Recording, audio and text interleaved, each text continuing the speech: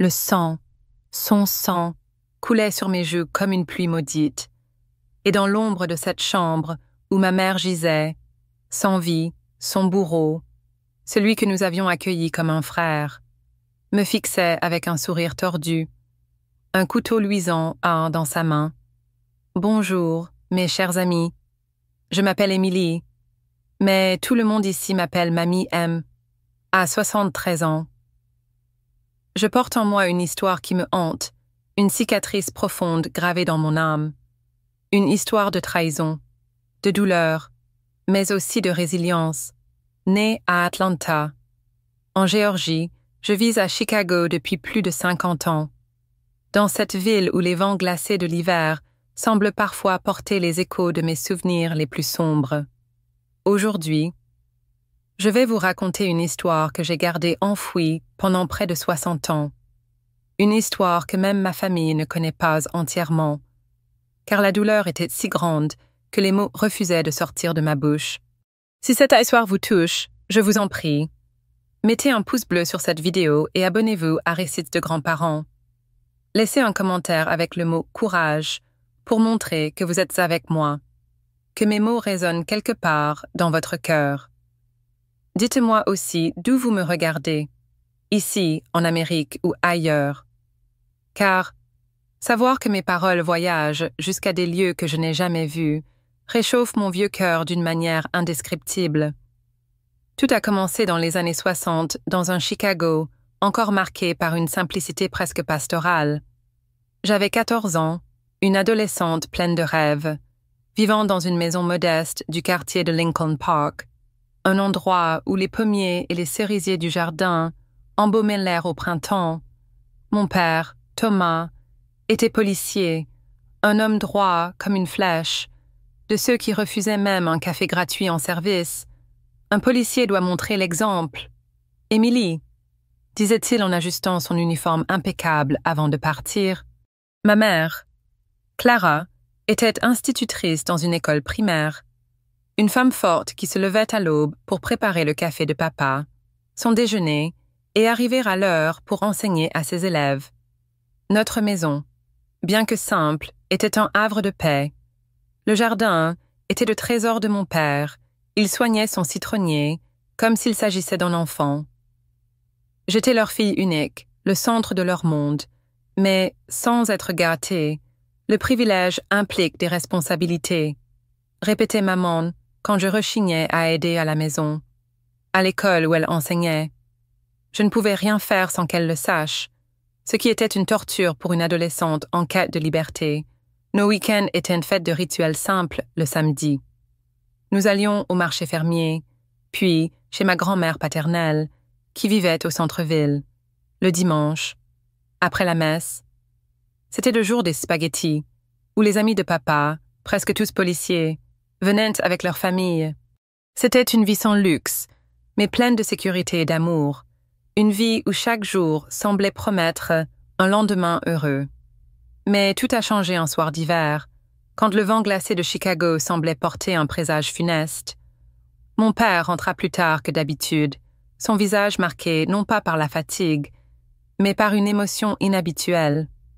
Pendant le dîner, il parla d'un garçon qu'il avait rencontré lors d'une intervention dans le South Side. Un quartier difficile. « Clara, Émilie, ce garçon m'a brisé le cœur, » dit-il, remuant sa soupe de haricots. Il s'appelait Michael, un adolescent de 16 ans, maigre, effrayé, sans famille. Sa mère, une toxicomane, avait été arrêtée pour trafic, et personne ne savait qui était son père. Il est cultivé, malgré tout ce qu'il a vécu, ajouta papa, les yeux brillants d'une détermination que je n'avais jamais vue. Il pourrait être dans le crime, comme tant d'autres, mais il étudie, il a des cahiers bien tenus, de bonnes notes. Maman écoutait, attentive, comme toujours, respectant profondément le travail de mon père, malgré les dangers. Puis vint la proposition qui allait bouleverser nos vies. « Clara, j'ai pensé, nous avons de la place, nous avons les moyens, Émilie a toujours voulu un frère. » Le silence qui suivit était lourd, chargé de possibilités. Maman posa sa main sur celle de papa, comme si elle devinait déjà ce qu'il allait dire. « Thomas, parles-tu d'adoption ?» Il hocha la tête, ses yeux bleus pétillants d'espoir. « Il peut rester dans la chambre du fond. Celle de ta mère. Ce n'est presque plus un enfant, il ne sera pas un fardeau. Ce garçon est spécial, je le sens. » La discussion dura tard dans la nuit. J'étais là, à table, un peu oubliée, tandis que mes parents pesaient le pour et le contre.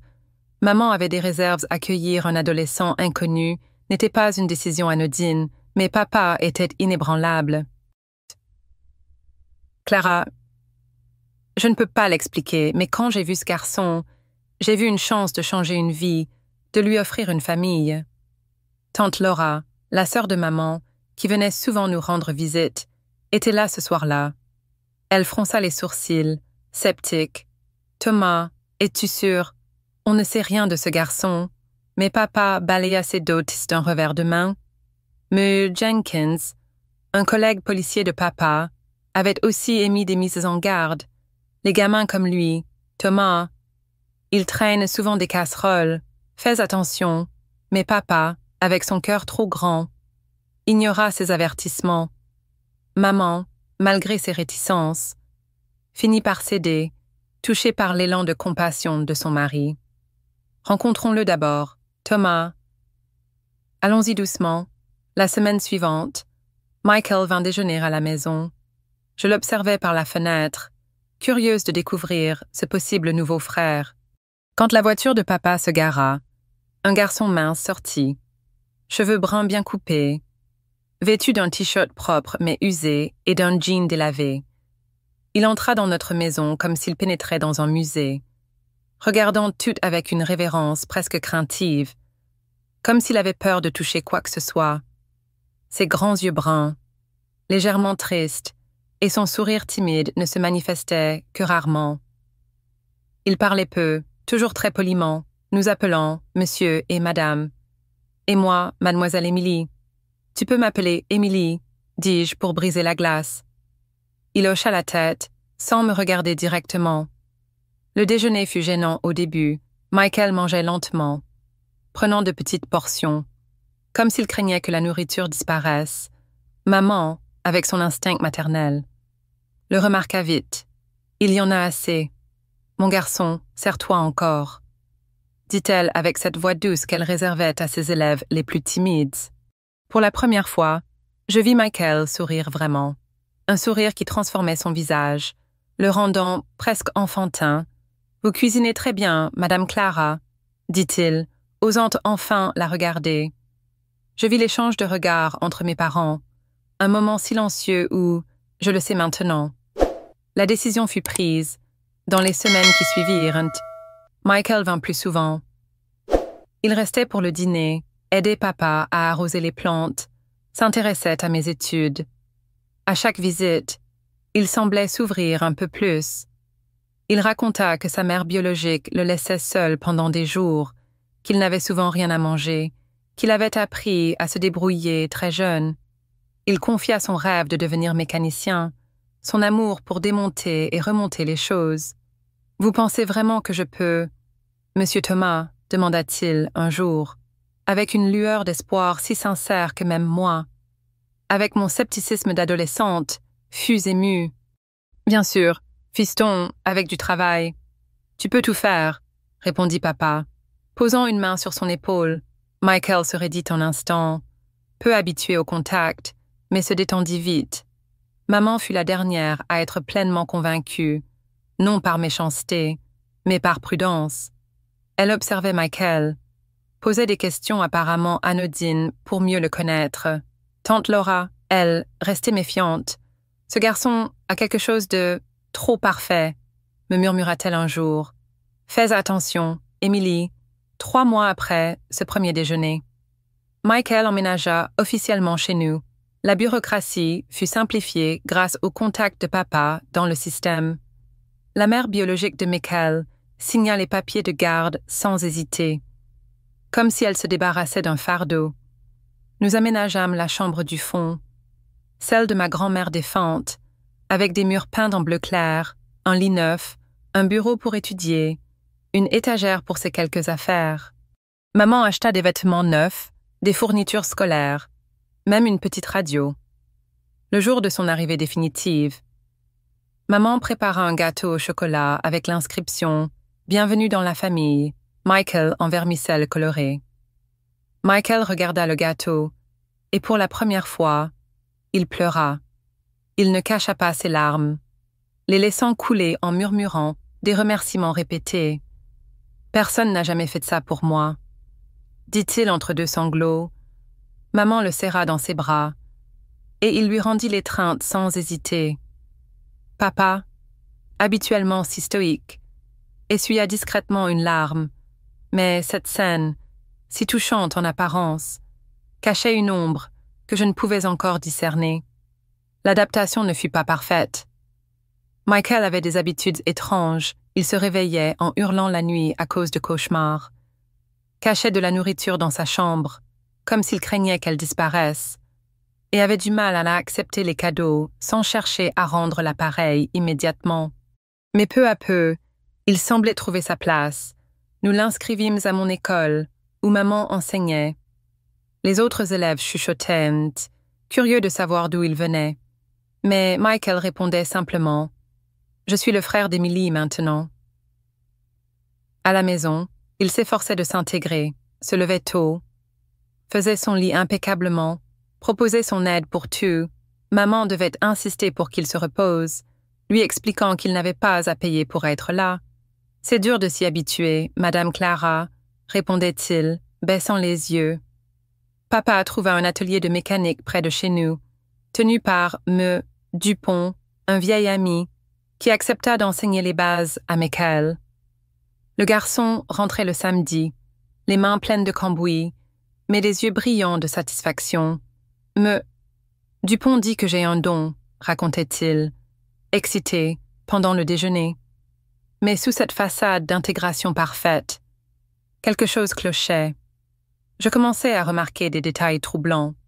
Michael regardait maman d'une manière qui n'était pas celle d'un fils, un regard possessif, presque calculateur.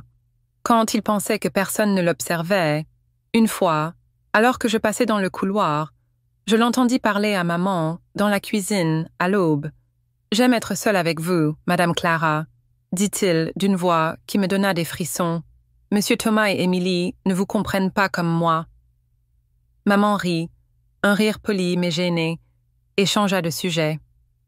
Quand j'entrai, Michael se transforma instantanément, redevenant le garçon souriant et poli, mais je surpris une lueur d'irritation dans ses yeux, comme si je l'avais interrompu. Puis vinrent les incidents qui firent monter en moi une colère sourde. Des objets personnels de maman commencèrent à disparaître, un rouge à lèvres, un foulard, une photo d'elle seule. Quand elle en parlait à table, Michael était toujours le premier à proposer son aide, jouant l'inquiétude. « C'est bizarre, Madame Clara, êtes-vous sûre de ne pas l'avoir laissée à l'école ?» demandait-il, avec une sollicitude exagérée. Mais un jour, tout bascula. En rentrant plus tôt de l'école à cause d'un malaise, je trouvais la maison silencieuse, pensant être seule, mais des bruits venaient de la chambre de mes parents. Le cœur battant, je m'approchai et vis, par la porte entr'ouverte, Michael allongé sur leur lit, serrant l'oreiller de maman contre son visage, inspirant profondément comme pour s'imprégner de son odeur. Sur le lit, étalés comme des trophées, se trouvèrent les objets disparus, le rouge à lèvres, le foulard, la photo, même une brosse à cheveux. Mon sang se glaça. Je reculai sans bruit, terrifié qu'il me voie, et courus chez ma meilleure amie, Sophie, prétextant un malaise soudain. Ce soir-là, incapable de dormir, je décidai d'observer Michael plus attentivement. Avec papa, il était le fils parfait, respectueux, intéressé par ses histoires de police. Avec maman, il se montrait needy, presque enfantin, cherchant toujours son approbation ou un contact physique. Avec moi, il alternait entre le grand frère protecteur et des moments où il m'ignorait totalement. Mais parfois, sa façade craquait. Une fois, quand papa le corrigea devant un voisin sur la manière de tenir un outil, Je vis son visage se contracter de haine pure avant qu'il ne reprenne son sourire. Une autre fois, quand maman mentionna fièrement ma bonne note en anglais, il brisa son crayon en deux sous la table, un geste qu'il cacha rapidement, puis vint l'incident qui fit bouillir ma colère. Une nuit, je trouvais une de mes poupées d'enfance, que je gardais précieusement, décapitée sur mon lit, les yeux arrachés. Je confrontai Michael, qui haussa les épaules avec un sourire narquois. « Peut-être que tu l'as fait toi-même, Émilie, dans ton sommeil. » Cette accusation me rendit folle de rage. Comment osait-il? Je courus voir tante Laura, qui logeait chez nous ce week-end-là. « Ce garçon est un serpent, » dit-elle, les dents serrées. « Il manipule tout le monde, et tes parents sont trop aveuglés par leur bonté pour le voir. » Mais quand j'essayais d'en parler à papa, il me repoussa doucement. « Émilie, Michael a eu une vie difficile. Tu es peut-être juste jalouse de partager notre attention. » Ces mots me transpercèrent comme un poignard. Jalouse, moi, qui avais vu ce monstre profaner l'intimité de ma mère, qui avait trouvé ma poupée mutilée, la fureur montait en moi, mêlée d'une impuissance qui me donnait envie de hurler. Le pire était encore à venir. Un après-midi, je surpris Michael dans ma chambre, fouillant dans mes affaires. Quand je lui demandai ce qu'il faisait, il me lança un regard glacial. « Fais attention, petite Émilie, » murmura-t-il, sa voix dégoulinant de menaces. Les filles qui posent trop de questions finissent mal. Mon cœur s'arrêta. Ce n'était plus une intuition, mais qu'elle était dangereux. Et j'étais la seule à le voir. Tante Laura, qui m'avait rejointe, l'entendit et explosa. « Sors de cette maison, sale gamin !» cria-t-elle. Mais Michael se contenta de sourire, comme si son éclat l'amusait. Ce soir-là, je trouvai un mot glissé sous ma porte. « Garde le silence ou tu regretteras. » Ma colère devint une tempête. Ce garçon, que nous avions accueilli avec amour, se révélait être un prédateur, et personne ne me croyait. Sophie, à qui je me confiais, tenta de me calmer. « Peut-être que tu exagères. Émilie, il est juste bizarre. » Non. Mais je savais qu'il n'était pas juste bizarre. Il était un danger, un poison infiltré dans notre foyer. Alors que l'hiver s'intensifiait, les tensions dans la maison devinrent insupportables. Michael continuait de charmer mes parents, mais ses regards envers moi devenaient de plus en plus menaçants. Tante Laura, exaspérée, tenta de convaincre maman. « Clara, ce garçon n'est pas ce qu'il semble. Écoute, Émilie, je t'en prie. » Mais maman, avec son cœur trop tendre, voulait croire en la rédemption de Michael. Jenkins, lors d'une visite, murmura à papa qu'il avait entendu des rumeurs sur le passé trouble de Michael. Mais papa, obstiné, refusa d'écouter. « Il mérite une chance », répétait-il. Cette obstination me rendait folle. Comment pouvait-il être si aveugle? Chaque sourire de Michael, chaque geste de fausse gentillesse était une insulte à ma lucidité, une gifle à ma peur grandissante. Le point de rupture arriva un soir, quand je trouvai un bracelet de maman, un héritage de sa grand-mère, caché dans ma chambre, sous mon oreiller. Michael l'avait placé là. Je le savais. Quand je le confrontais, il joua l'innocent, allant jusqu'à suggérer à table que c'était moi qui l'avais volé. « Émilie, tu es distraite ces derniers temps », dit-il avec un sourire mielleux. Maman, confuse, me regarda avec doute et papa soupira, comme si j'étais une enfant capricieuse. Ma colère explosa. « C'est lui, il ment. Il veut me faire passer pour une voleuse », criai-je, les larmes aux yeux. Mais Michael, avec une maîtrise terrifiante, versa une larme et murmura « Je ne voulais pas causer de problème. Monsieur Thomas, peut-être que je ne suis pas à ma place ici. » Papa le réconforta, et je fus envoyée dans ma chambre, grondée pour mon comportement, seule. Je tremblais de rage, mes poings serrés jusqu'à ce que mes ongles entaillent en mes paumes. Ce monstre manipulait ma famille, brisait notre unité, et j'étais impuissante. Chaque mot, chaque regard de Michael était une provocation. une promesse de chaos à venir. Et je savais, au fond de moi, que cette maison, cet amour, ce refuge, était sur le point de s'effondrer sous le poids de sa trahison. Les signaux d'alarme clignotaient comme un phare brisé dans la tempête, mais ma famille, aveuglée par la bonté, refusait de voir la vérité. Michael, ce garçon que nous avions accueilli comme un frère, était un serpent glissant lentement vers nos cœurs pour y planter ses crocs. Chaque sourire qu'il adressait à mes parents, chaque mot doux qu'il prononçait, n'était qu'un masque cachant une noirceur que je ressentais dans mes tripes, une noirceur qui me faisait bouillir de rage. À 73 ans, en regardant en arrière, je me souviens de ces moments où mon instinct hurlait, où chaque fibre de mon être voulait crier à ma mère, à mon père, à quiconque écouterait, il va nous détruire, mais personne ne m'écoutait. Et cette impuissance alimentait une colère si intense qu'elle brûlait encore dans ma poitrine des décennies plus tard. Mes chers amis, si vous ressentez cette fureur face à l'injustice, si vous aussi avez déjà vu le mal se draper de fausse innocence, je vous en prie, mettez un pouce bleu sur cette vidéo et abonnez-vous à Récits de grands-parents. Laissez un commentaire avec le mot « justice » pour montrer que vous êtes avec moi, que vous ressentez cette indignation face à la trahison. Dites-moi aussi d'où vous regardez, car savoir que mes mots touchent des cœurs à travers le monde apaise un peu cette vieille blessure. L'hiver à Chicago s'intensifiait, et avec lui, l'atmosphère dans notre maison de Lincoln Park devenait irrespirable. Mike Hall, ce prétendu frère, avait perfectionné son jeu. Avec papa, il était l'incarnation du fils idéal, posant des questions sur ses enquêtes, riant à ses blagues, l'aidant à tailler les arbres du jardin avec une déférence exagérée. Avec maman, il jouait l'enfant blessé, cherchant son approbation à chaque instant, quémandant des étreintes ou des caresses sur l'épaule, des gestes qui me donnaient la nausée. Mais avec moi, son masque tombait parfois, révélant une lueur froide, presque inhumaine, dans ses yeux. Il m'ignorait pendant des heures, puis, sans crier gare, me lançait des remarques cinglantes, comme si j'étais une intruse dans ma propre maison. « Tu penses que t'es spéciale, Émilie » murmura-t-il un jour. Alors que nous étions seuls dans le couloir, « T'es rien sans eux », ces mots, prononcés avec un sourire cruel, me firent bouillir de rage.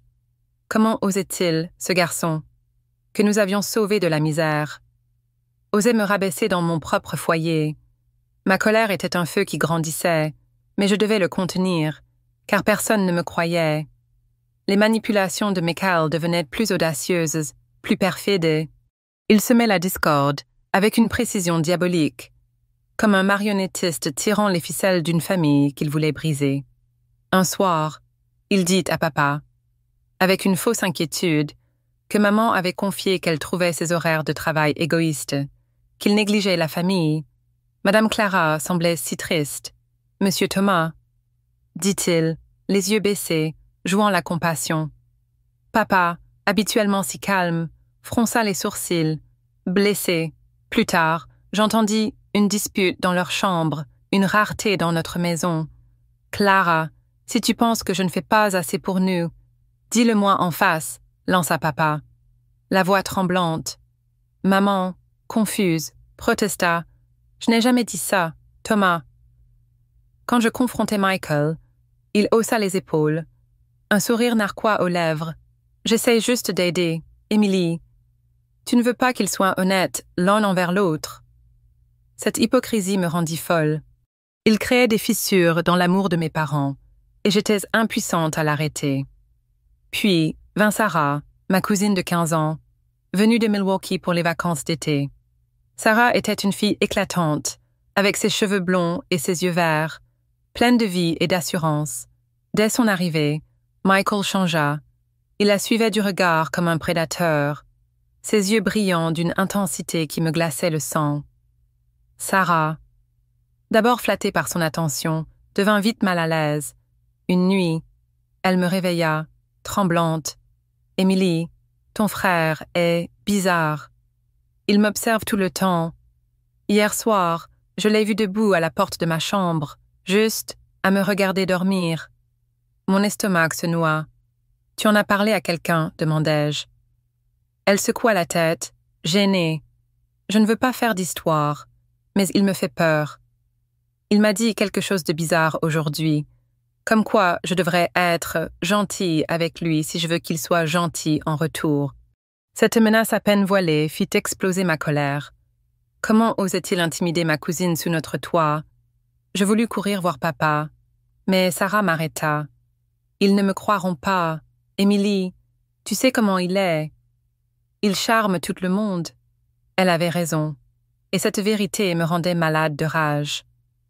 Le lendemain, un incident me fit perdre tout contrôle. Notre chien, Rusty, un labrador affectueux qui faisait partie de la famille depuis des années, fut retrouvé mort dans le jardin.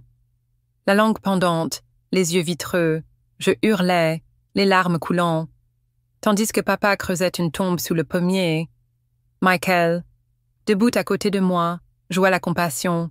Les chiens mangent parfois n'importe quoi. Émilie, c'est triste, mais c'est la vie. Mais quelque chose dans son ton, une pointe d'amusement, me fit frissonner. Plus tard, en fouillant dans la poubelle pour chercher un indice, je trouvai un sachet de morte aux rats, caché sous des déchets. Mon sang ne fit qu'un tour. Ce monstre avait empoisonné Rusty. Quand je l'accusai, il éclata de rire, un rire froid et méprisant. « Tu deviens folle, Émilie. Tu crois vraiment que j'ai le temps pour ça? » Il alla jusqu'à suggérer à table que c'était peut-être un voisin jaloux, semant la zizanie dans le quartier. Le lendemain, un voisin furieux frappa à notre porte, accusé à tort par des rumeurs que Michael avait répandues. La honte et l'injustice me submergèrent. Ce garçon détruisait non seulement notre famille, mais aussi notre réputation. Et tout le monde tombait dans son piège. Ma rage atteignit un nouveau sommet quand je surpris Michael en train de manipuler maman. Un matin, je l'entendis lui dire, avec une voix mielleuse, « Madame Clara, vous êtes trop bonne pour cette famille. Monsieur Thomas ne vous mérite pas. Il ne voit pas à quel point vous vous sacrifiez. » Maman, flattée mais mal à l'aise, rit doucement. « Ne dis pas de bêtises, Michael. » Mais je vis dans ses yeux une lueur de doute, une fissure qu'il creusait habilement. Ce soir-là, je trouvai maman en pleurs dans sa chambre, convaincue que papa ne l'appréciait plus. Quand je lui dis que Michael mentait, elle me regarda avec tristesse. « Émilie, il essaie juste de s'intégrer. Pourquoi es-tu si dure avec lui? » Cette incompréhension me rendit folle. Ma propre mère, la femme que j'aimais plus que tout, était manipulée par ce monstre, et elle me repoussait. Je claquai la porte, les poings serrés, jurant de trouver un moyen de l'arrêter. Tante Laura, qui passait de plus en plus de temps chez nous, devint ma seule alliée. « Ce garçon est en danger », me dit-elle un soir, les yeux flamboyants de colère. « J'ai vu des gens comme lui. Émilie, ils sourient, mais ils ont le diable dans le cœur. » Elle tenta d'alerter papa, mais il resta sourd à ses avertissements. Répétant que Michael méritait une chance, M. Jenkins, le collègue de papa, revint à la charge. Lors d'un dîner, il glissa à papa qu'il avait entendu parler d'incidents dans le passé de Michael Devol. Des comportements perturbants dans d'autres foyers d'accueil. « Thomas, vérifie son dossier, je t'en prie, » insista-t-il. Mais papa, obstiné, secoua la tête. « Ce sont des rumeurs. Jenkins, ce garçon est en train de changer. » Cette obstination me rendait malade. Comment mon père, un policier formé à repérer le danger, pouvait-il être si aveugle? Chaque refus de m'écouter était une trahison, une blessure qui alimentait ma fureur. Un après-midi, je décidai de fouiller la chambre de Michael. Poussé par une rage désespérée, sous son matelas, je trouvai un carnet rempli de dessins macabres, des croquis de maman, de papa, de moi. Dans des scènes violentes, entourées de sang, mon cœur s'arrêta. Ce n'était pas l'œuvre d'un adolescent perturbé, mais d'un esprit tordu, malade. Je courus voir Sophie, ma meilleure amie, tremblante de peur et de colère. « Il faut le dire à ton père. Émilie, dit-elle, horrifiée. Mais quand je montrai le carnet à papa, il feuilleta les pages, le visage fermé. Ce ne sont que des dessins, Émilie. Les adolescents font ce genre de choses pour exprimer leur douleur. Sa réponse me coupa le souffle. Des dessins. Il appelait ça des dessins. Ces images de ma famille massacrée n'étaient pas de l'art. C'était des menaces. Ma colère explosa. « Tu ne vois rien, papa, il va nous faire du mal, et tu le laisses faire », criai-je. Les larmes aux yeux, il me regarda, peiné, mais ne dit rien. Michael, qui rentrait à ce moment, surprit la fin de la conversation. Son sourire, ce sourire calculateur, me transperça. « Tout va bien, Émilie ?» demanda-t-il, feignant l'innocence. Je voulus hurler, lui arracher ce masque. Mais je me tus, terrifiée par ce que je lisais dans ses yeux. Les jours suivants, Michael intensifia son jeu. Il commença à me suivre dans la maison, s'approchant trop près, murmurant des menaces voilées. « Tu devrais arrêter de fouiller dans mes affaires. Petite Émilie, » dit-il un soir, me coinçant dans le couloir. Les curieux finissent toujours par le regretter. Sa voix, froide comme la glace, me donna des frissons. Sarah, toujours chez nous, devint encore plus nerveuse. Une nuit, elle me confia qu'elle avait trouvé une de ses boucles d'oreilles dans la chambre de Michael, posée sur son bureau comme un trophée. Il m'a dit que si je parlais, il dirait à tout le monde que c'est moi qui l'ai provoqué, murmura-t-elle, les larmes aux yeux. Ma rage atteignit un point de non-retour. Ce monstre osait menacer ma cousine, profaner notre maison, et personne ne faisait rien. Quand Sarah partit précipitamment, prétendant une urgence familiale, je sus qu'elle fuyait Michael. Son départ laissa un vide, mais aussi une colère incandescente. Il avait chassé ma cousine, brisé notre paix, et continuait à manipuler mes parents comme des pions. Le point culminant de ma fureur arriva un soir pluvieux. Typique de Chicago. J'étais seule à la maison, mes parents étant retenus par une réunion à l'école. Je trouvais Michael dans la chambre de mes parents, encore une fois, tenant une chemise de nuit de maman, la pressant contre son visage, avec une expression presque extatique. « Qu'est-ce que tu fais ?» hurlai-je, incapable de me contenir. Il se tourna lentement, sans honte, un sourire tordu sur les lèvres. « Tu ne comprends pas, Émilie, ta mère est à moi, elle m'aime plus que toi. » Ces mots étaient une lame dans mon cœur. Ma mère, la femme qui m'avait élevée, à lui, cette arrogante prétention, cette violation de tout ce que j'aimais, fit exploser ma colère. Je saisis un vase sur la commode et le lançai à travers la pièce. Manquant. Michael de peu. Il éclata de rire, un rire guttural, inhumain. « Tu es pathétique, Émilie. Tu penses que tu peux m'arrêter ?» Il s'approcha. Son souffle chaud sur mon visage. « Fais attention, ou tu seras la prochaine à disparaître. » Je reculai, tremblante, mais ma rage était plus forte que ma peur. Ce monstre ne me briserait pas encore, ce soir-là. Je pris une décision. Je ne pouvais plus attendre que mes parents ouvrent les yeux. Je devais agir, trouver des preuves, l'exposer avant qu'il ne soit trop tard. Mais, au fond de moi, une terreur grandissait, mêlée à ma colère.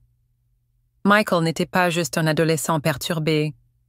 Il était quelque chose de plus sombre, de plus dangereux, et je savais que le temps jouait contre nous. Chaque jour passé avec lui dans notre maison était un pas de plus vers une catastrophe que je pouvais sentir dans l'air, comme une tempête prête à éclater. Ma famille, mon refuge, était sur le point de s'effondrer, et ma rage, cette flamme qui brûlait en moi, était la seule chose qui me maintenait debout face à l'horreur imminente.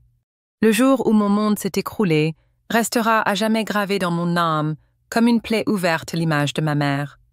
Clara, gisant sur son lit, son sang souillant la robe bleu clair qu'elle aimait tant, et Michael, ce monstre que nous avions accueilli, assis là, un sourire de satisfaction tordu sur son visage, tenant un couteau encore rouge de son crime.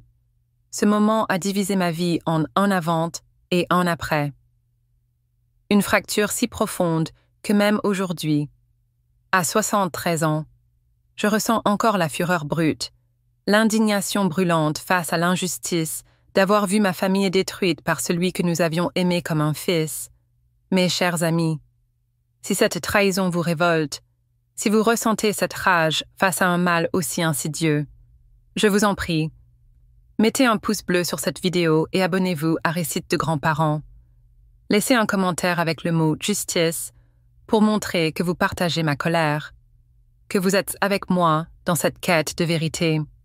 Dites-moi aussi d'où vous me regardez, car savoir que mes mots touchent des cœurs à travers le monde apaise un peu cette vieille blessure. Ce jour funeste commença comme un jeudi ordinaire, mais l'air était lourd, oppressant, comme si Chicago elle-même sentait la tempête approcher.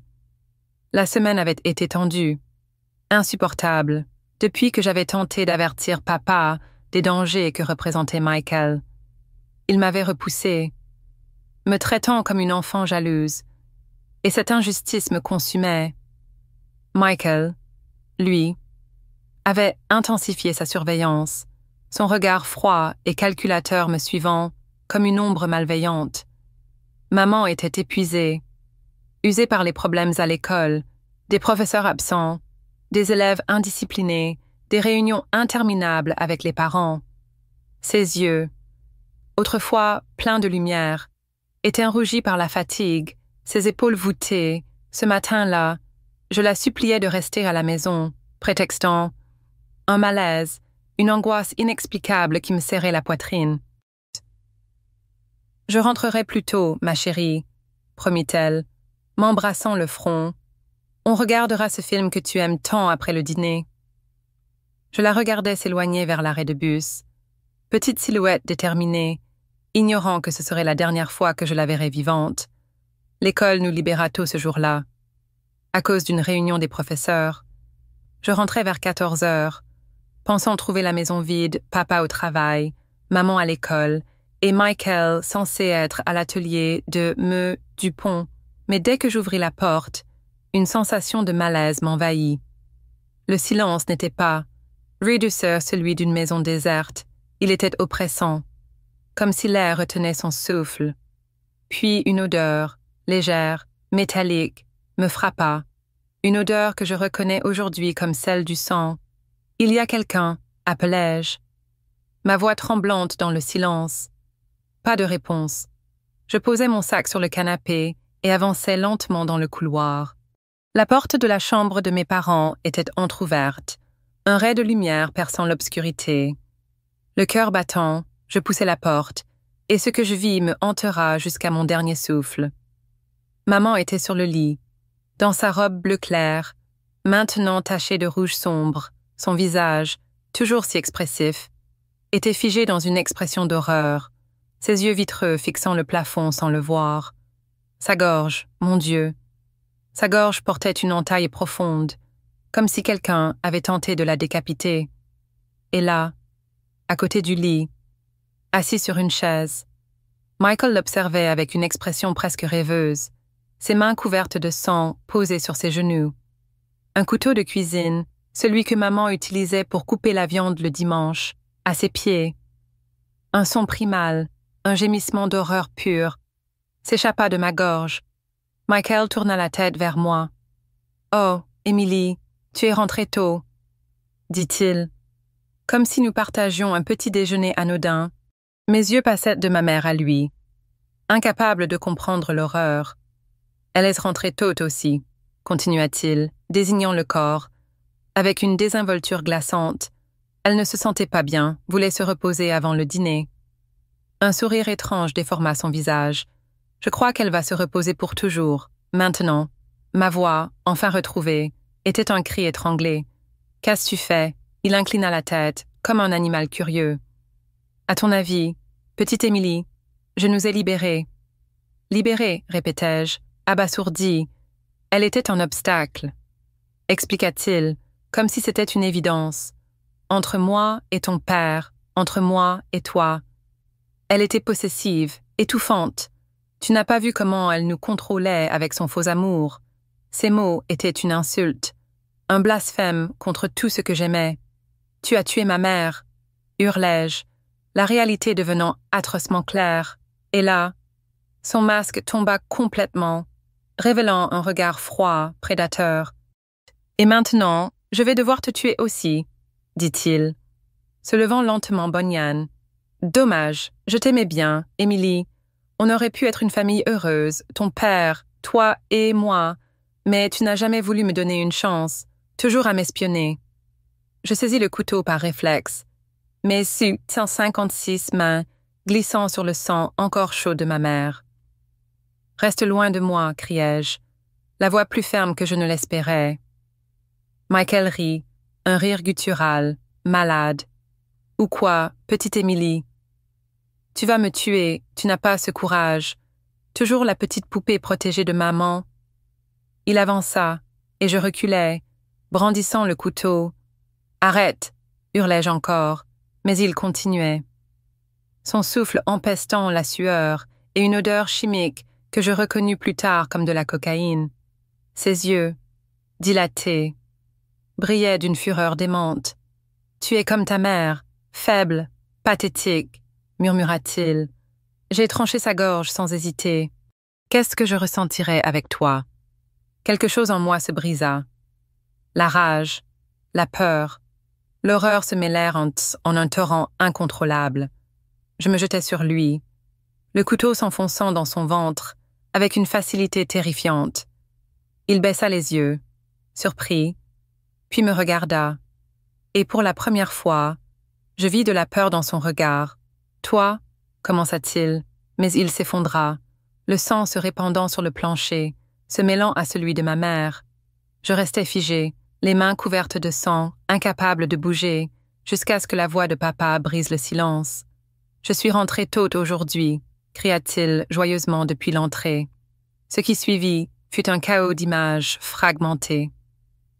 Papa apparaissant dans l'embrasure, son sourire s'évanouissant, Michael, encore vivant, tendant une main tremblante vers lui. « Papa, elle m'a poignardé. Aide-moi, » gémit-il. Sa voix faible, mais manipulatrice jusqu'au bout. Je pointai le corps de maman, hurlant « Il l'a tué, papa! Il a tué maman! » Papa s'effondra à genoux, son visage déformé par une douleur indescriptible. Puis Michael, dans un sursaut de force, tira un pistolet de sous le matelas, l'arme de secours de papa. Un coup retentit, la balle frôlant papa et se logeant dans le mur. Ils luttèrent, papa tentant de désarmer Michael, qui, avec une rage désespérée, essayait de tirer à nouveau. « Tu ne mérites pas cette famille, » cracha Michael. Sa voix pleine de venin. « Je vous possède tous. » Ces mots, cette prétention arrogante, cette ultime insulte à notre amour, firent bouillir ma rage. Papa, avec sa force de policier, retourna l'arme contre Michael. Un autre coup, puis le silence. Michael s'immobilisa, ses yeux fixant le plafond comme ceux de maman. Papa lâcha l'arme, haletant, et nous restâmes là, dans cette chambre transformée en abattoir, incapables de parler. La police arriva 1 heure plus tard, alertée par un voisin après les coupes de feu. Ce fut un tourbillon d'uniformes, de questions, de flashs d'appareils photo, de rubans jaunes isolant notre maison. J'étais enveloppée dans une couverture, tremblante, tandis que les collègues de papa nous regardaient avec pitié. L'enquête révéla l'horrible vérité sur Michael. Il n'était pas l'orphelin innocente que papa croyait avoir sauvé. Sa mère biologique, d'orchestre biologique, avait été assassinée 3 ans plus tôt, et il était le principal suspect. Bien que jamais condamné, il avait passé par 5 familles d'accueil, toutes l'ayant renvoyé pour des comportements perturbants, torture d'animaux, tentatives d'agression sur des enfants plus jeunes. Ces informations étaient dans des dossiers que papa n'avait jamais vus. Par incompétence ou corruption du système, dans sa chambre, on trouva un journal détaillant des fantasmes violents contre maman, des plans pour tuer papa en faisant passer cela pour un suicide, et l'intention de me convaincre de fuir avec lui dans un autre état. Cette révélation me rendit malade de rage. Comment avions-nous pu être si aveugles? Ce monstre avait planifié notre destruction, et nous l'avions accueilli avec amour. L'enquête conclut que papa et moi avions agi en légitime défense, sans poursuite, mais le mal était fait, notre famille était brisée, notre maison souillée par le sang. Pire encore, les médias transformèrent notre tragédie en spectacle. Les journaux titrèrent « Tragédie familiale, un adolescent adopté tue la mère, abattu par le père policier », mais certains articles, alimentés par des rumeurs malveillantes, peignaient papa comme un incompétent qui avait invité un tueur chez lui. Madame Carter, une voisine qui nous apportait parfois à manger, répandait des commérages, insinuant que papa aurait dû savoir, que c'était sa faute. Cette injustice me rendait folle. Mon père, un homme intègre, brisé par la perte de sa femme, était maintenant humilié publiquement. Son nom traînait dans la boue. Chaque gros titre, chaque regard de pitié des voisins était une gifle, une insulte à notre douleur. Nous vendîmes la maison peu après, incapables de supporter les souvenirs. Nous emménageâmes dans un petit appartement de l'autre côté de la ville, espérant un nouveau départ.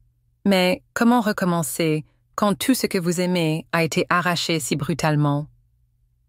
Le silence dans cet appartement était étouffant.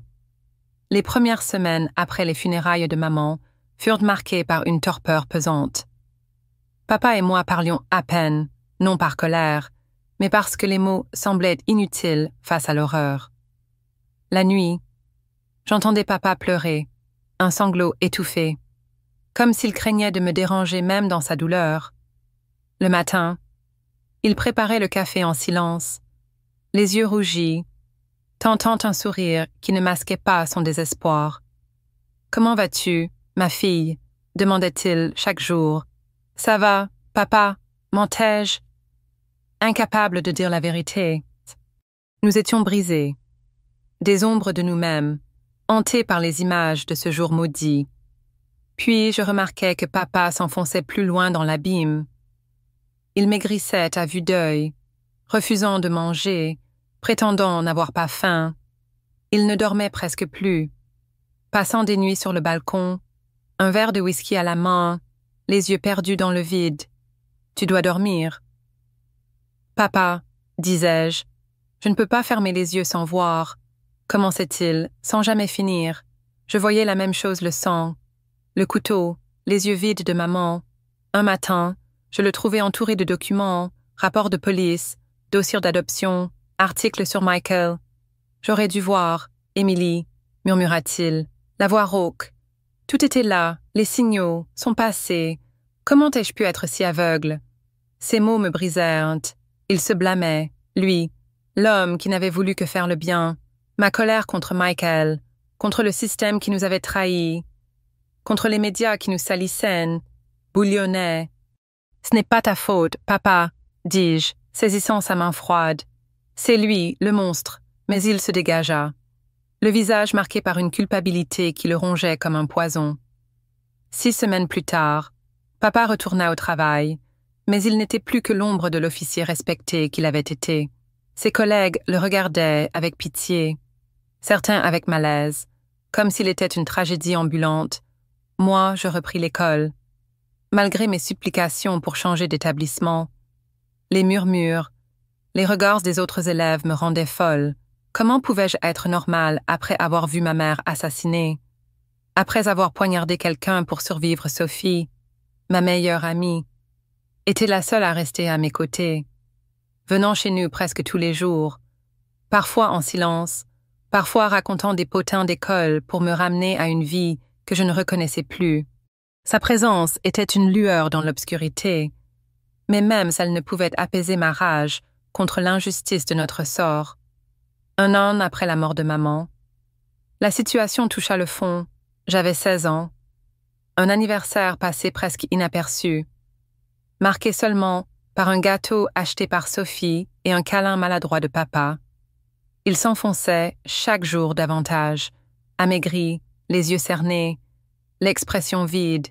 Une nuit, en rentrant, je trouvais l'appartement plongé dans l'obscurité. « Papa » appelai-je, le cœur serré, Pas de réponse. La panique monta, et quand je trouvai la porte de la salle de bain verrouillée, la terreur me submergea. « Papa répond !» hurlai-je, frappant la porte. Rien. Je saisis un couteau dans la cuisine, forçai la serrure, et la scène me glaça papa dans la baignoire, l'eau rouge de sang, un poignet entaillé, la tête affaissée, je crus l'avoir perdu. Puis, je vis sa poitrine se soulever faiblement. Il respirait encore. Je hurlai, appelai une ambulance, enroulai des serviettes autour de ses poignets, répétant « Ne me laisse pas, papa ». Les heures à l'hôpital furent un cauchemar.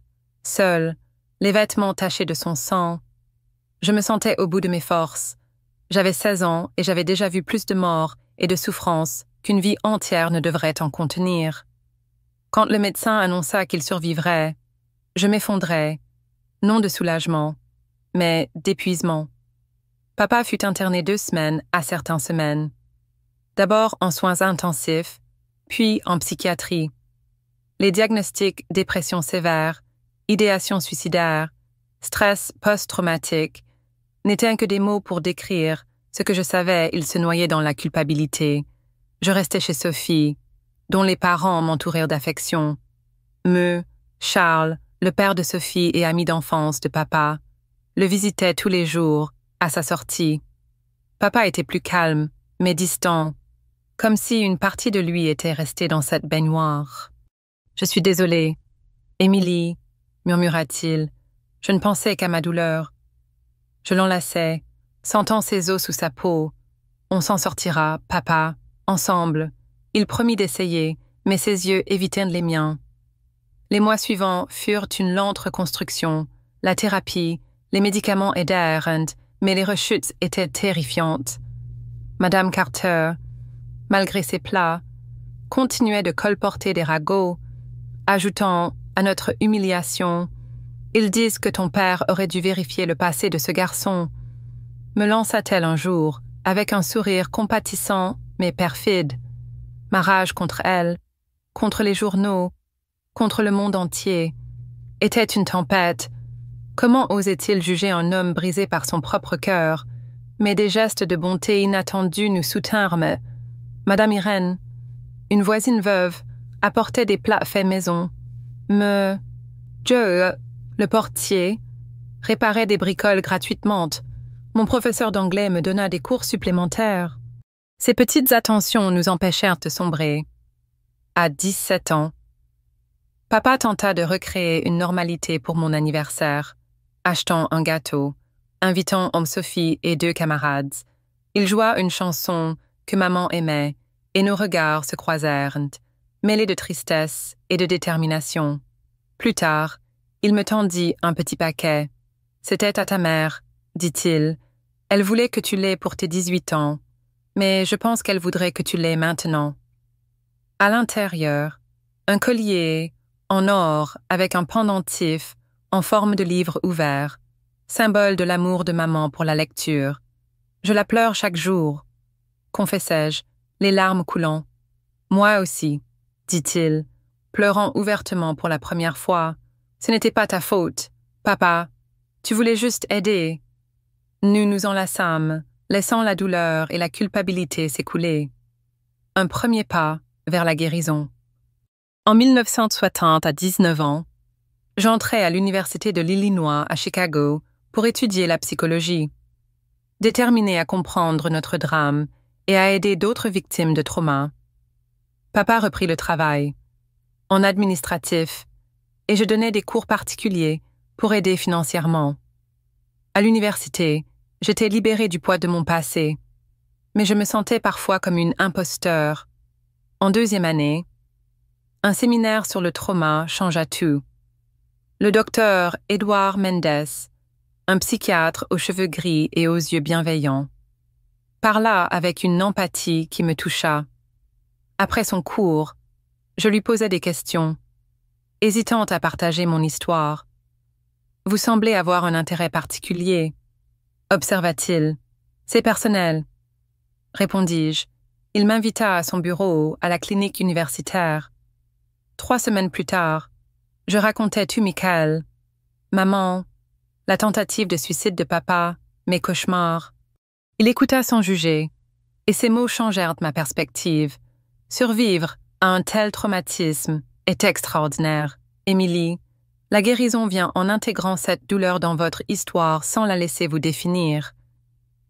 Ces paroles furent une révolution.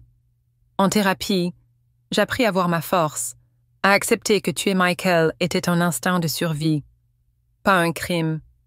En 3e année, je m'ouvris davantage, me fis des amis, allai à des fêtes, je rencontrai David, un étudiant en droit, au caractère patient et honnête. Lors de notre 4e rendez-vous, il avoua connaître mon histoire. Son père, avocat, avait travaillé sur notre affaire. « Je t'admire, Émilie, dit-il. Ton courage est incroyable. » Sa franchise, bien que terrifiante, fut un soulagement. Notre relation, lente et prudente, devint un refuge. Quand je le présentai à papa, il l'interrogea comme un suspect, mais David gagna son respect. « Ta mère l'aurait aimé, me dit papa, un miracle dans sa voix apaisée. » En 1964, à 23 ans, je diplômai en psychologie. David en droit. Lors de la cérémonie, voir papa applaudir, les larmes aux yeux, aux côtés de Sophie, devenue enseignante, fut une victoire. David me demanda en mariage ce soir-là, et j'acceptai, à condition de rester près de papa. Nous nous mariâmes en 1975, une cérémonie simple. Papa me conduisit à l'hôtel, un sourire sincère sur son visage marqué. En 1977, je donnai naissance à Clara, en hommage à ma mère, puis à Thomas Jr. En 1980, les voir dans les bras de papa, devenu un grand-père rayonnant, était une lueur d'espoir. En 1995, papa mourut d'une crise cardiaque à 70 ans. Une perte douloureuse, mais adoucie par l'amour qu'il nous avait redonné. Mes enfants, Clara et Thomas Jr., grandirent entourés d'amour, conscients de leur héritage sans porter nos traumas. Aujourd'hui, à 73 ans, je ne suis pas seulement la fille qui a survécu à l'horreur. Je suis une femme qui a trouvé une force insoupçonnée, qui a appris à aimer malgré un cœur brisé. Si mon histoire vous touche, laissez un pouce bleu et abonnez-vous à Récits de grands-parents.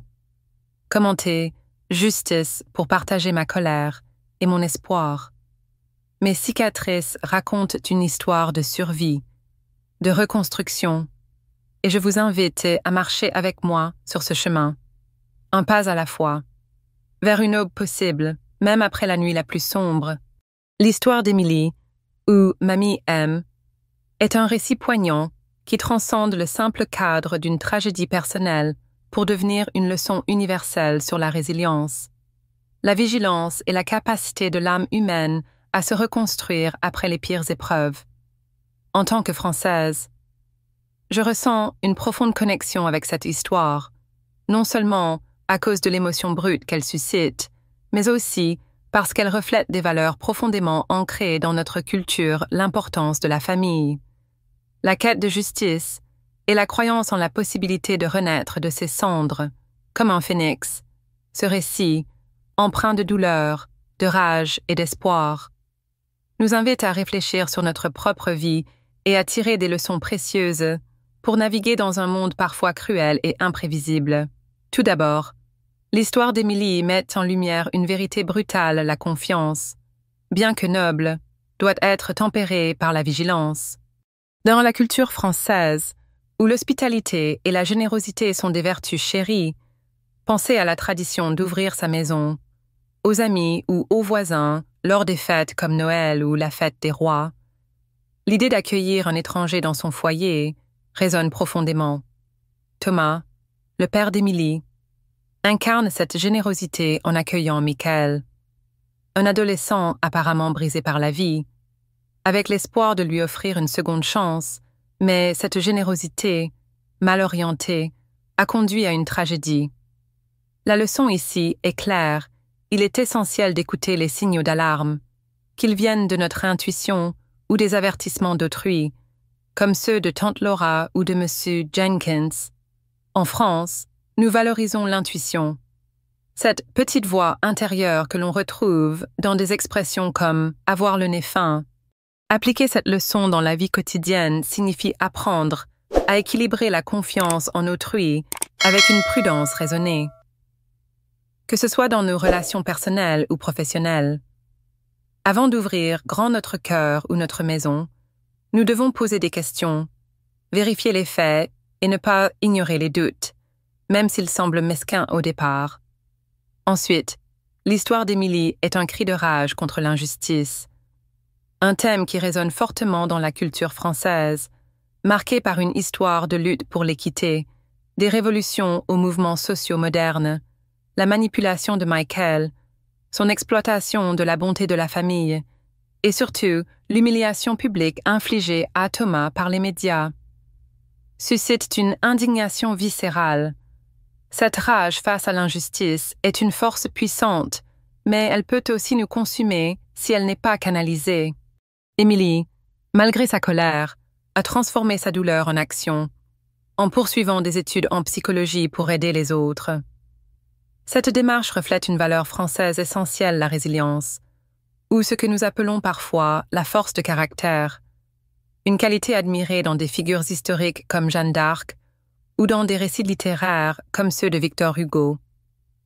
Appliquer cette leçon dans notre vie signifie reconnaître que la colère est légitime, mais qu'elle doit être dirigée vers des actions constructives, que ce soit en s'engageant dans une cause, en soutenant une communauté, ou en transformant une douleur personnelle en un projet qui donne du sens. Comme écrire un livre, créer une association, ou simplement tendre la main à quelqu'un dans le besoin. Un autre enseignement majeur de cette histoire est la puissance de la communauté et de la solidarité. Dans les moments les plus sombres d'Émilie, des figures comme Sophie, sa meilleure amie, et des voisins comme Madame Irène ou Monsieur Joe ont été des phares dans la tempête. En France, la notion de fraternité, inscrite dans la devise républicaine, est plus qu'un mot, c'est une pratique quotidienne. Qu'il s'agisse d'un dîner entre amis, d'un coup de main à un voisin, ou d'un élan collectif lors d'une crise. Cette histoire nous rappelle que personne ne guérit seul. Après la tragédie, Émilie et son père ont survécu grâce à l'amour et au soutien de ceux qui les entouraient, même lorsque la société semblait les juger. Appliquer cette leçon signifie cultiver des relations authentiques, être présent pour nos proches et ne pas hésiter à demander de l'aide. Dans un monde où l'individualisme peut parfois dominer, il est crucial de tisser des liens solides, de créer des réseaux de soutien, comme une famille élargie qui nous porte dans les moments de faiblesse. Enfin, l'histoire d'Émilie est un témoignage de la capacité à transformer la douleur en lumière. Sa décision de devenir psychologue, d'épouser David, d'avoir des enfants nommés en hommage à sa mère et à son père, montre une résilience qui fait écho à l'idéal français de trouver du sens même dans l'adversité. Dans notre culture, marquée par des philosophes comme Camus ou Sartre, nous cherchons à donner un sens à l'absurde, à construire une vie pleine de beauté malgré la souffrance. Émilie a choisi de ne pas laisser son trauma définir son existence, mais de l'intégrer dans une vie riche et pleine de sens. Cette leçon est universelle, peu importe les épreuves. Nous avons le pouvoir de choisir comment répondre, de construire un avenir qui honore ceux que nous avons perdus. Cela peut se traduire par des actions simples, comme tenir un journal pour exprimer ses émotions, s'investir dans une passion ou transmettre des valeurs aux générations futures, comme Émilie l'a fait avec ses enfants. En conclusion, l'histoire d'Émilie est un miroir de nos propres luttes et espoirs. Elle nous apprend à être vigilants sans perdre notre humanité, à canaliser notre colère en actions positives, à s'appuyer sur notre communauté et à trouver du sens dans la douleur. Ces leçons, ancrées dans des valeurs françaises comme la solidarité, la justice et la résilience, sont des guides pour une vie plus consciente et plus forte. Mes chers amis, si cette histoire et ces enseignements vous ont touché, Je vous en prie, mettez un pouce bleu sur cette vidéo, partagez-la avec ceux qui ont besoin d'espoir et abonnez-vous à Récits de grands-parents. Laissez un commentaire avec le mot « espoir » pour montrer que vous croyez, comme moi, en la force de l'âme humaine. Dites-moi aussi d'où vous regardez, car chaque connexion, chaque cœur qui bat avec le mien, rend ce monde un peu plus lumineux.